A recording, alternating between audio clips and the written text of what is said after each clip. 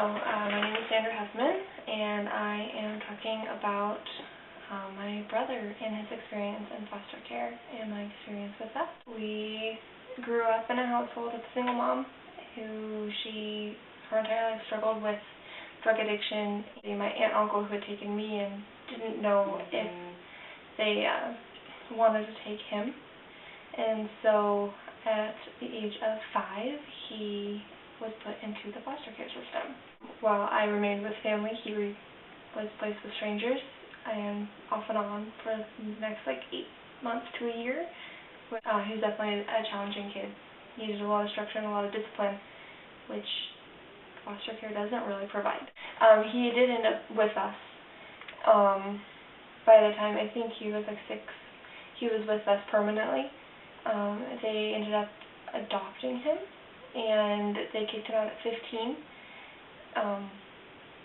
And I think it was just last year, they gave up custody of him. He wasn't emancipated, but they returned custody back to the state. He became a ward of the state again.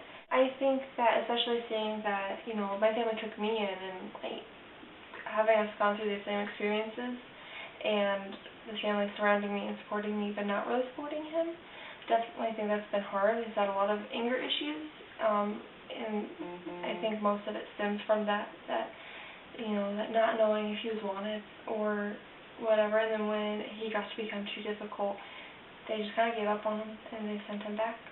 We were really close when we were younger. I kind of raised him before I moved out of the house, and then when I moved, I had a lot of guilt about him not being there, and I was very angry when my family didn't just take him automatically.